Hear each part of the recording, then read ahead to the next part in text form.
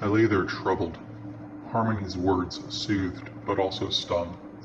I could not ignore some of the dogma of my upbringing. I had been told that God was a certain thing, and yet beside me lay proof that what I had been told was at least ignorant, if not in error. Sensing my discomfort, Harmony took my hand in hers and whispered in my ear the following. I speak truly. Should someone tell you, our God is good, they have revealed themselves to believe that God is something that can be possessed. Like the terms our house or our family, they have created in their mind an idol that is unmoving and unchanging, and they have done so that they may add to their tribal banners. Such a person will not recognize as being the same, or even worthy, the images another tribe calls their God, no matter how similar the rites and even if the two idols share the same name or origin. They are incapable of belief that another tribe can know truth and have harmony if it was not rewarded from the tribal elders that they respect. When in truth, for God to exist, none could own it. How does one own the air?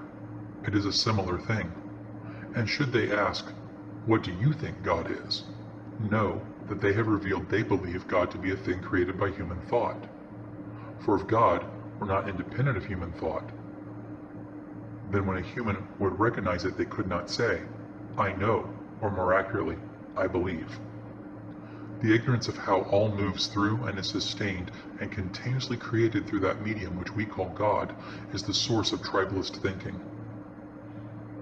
Then God does not have a personality, it does not have wants and desires, it does not think or feel, I asked. And she answered, the traditions of old have written that God is angry with one, or that God is pleased with another, or that God wishes for people to obey it. These are again the ignorant conclusions born of a need to own God.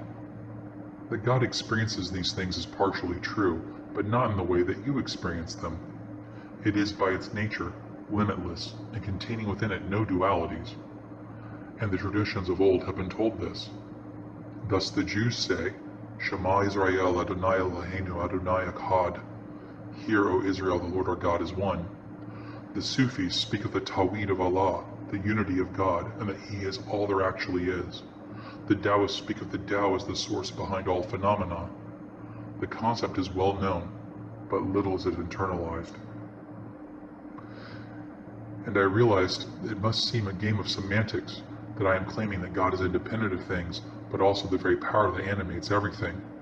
But perhaps this example will aid you in understanding. The ocean is made of many drops of water.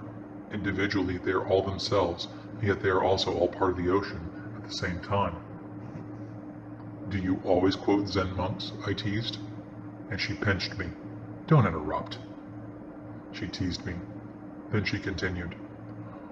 Or think of it like culture and people. Any culture is nothing more than a collection of individuals, yet people who act unconsciously will perform the rituals and hold the beliefs the culture tells them to because they find it conserves their sense of belonging and identity. These people could thus be said to be French or American or what have you because they are acting according to that description. Yet when one of them acts consciously and behaves in acts of their own will, they can be said to be themselves. Consciousness is the defining quality. So, God is asleep? I asked. And she replied, for most, God slumbers. For some it grants dreams, and for others it brings nightmares. But much like those that practice lucid dreaming, the work of a magician is to choose to enter the dreaming state more often and at will, and guide its direction. For these few who know they are God and what they are dreaming, God is awake because they are awake.